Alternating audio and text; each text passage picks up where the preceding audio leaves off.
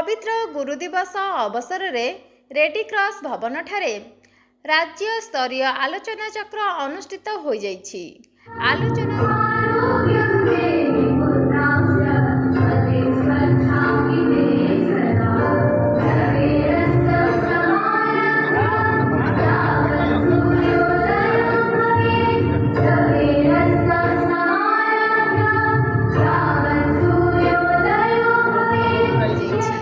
आलोचनार विषय वस्तु शिक्षक माने विद्यार्थी मानकर मार्गदर्शक।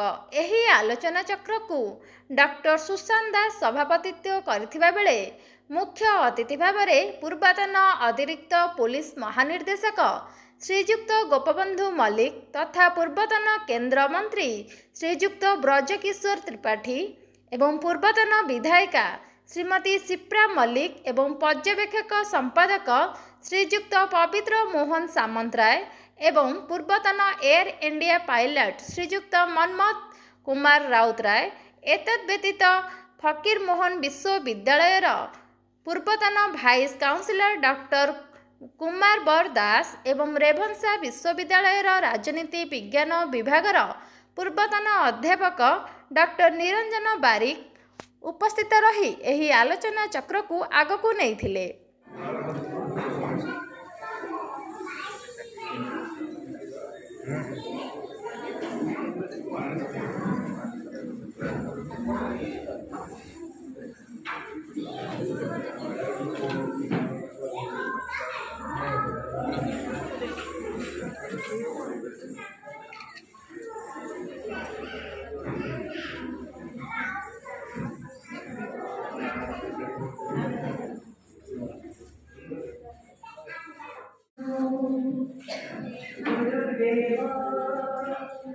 महेश्वर गुरु साक्षात् परब्रह्म तस्मै श्री गुरवे।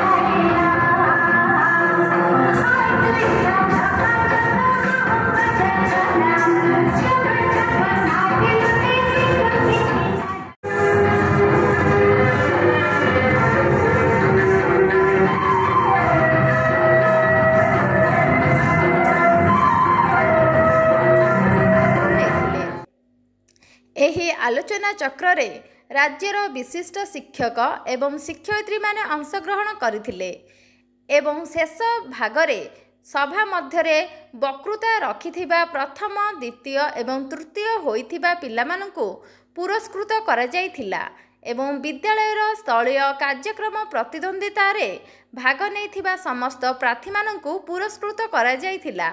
एही परिप्रेक्षी रे सुजाता साहू, दीनबंधु दास, रोजलानी सुंदराय, विष्णु मोहन दास महापात्र, रानू बेहेरा, सविता त्रिपाठी, सीता महापात्र एवं अन्यान्य प्रतिभा मानंकु पुरस्कृत करा जायथिला। भुवनेश्वरରୁ देवव्रत नायकଙ୍କ रिपोर्ट पर्यवेक्षक ओडिशा।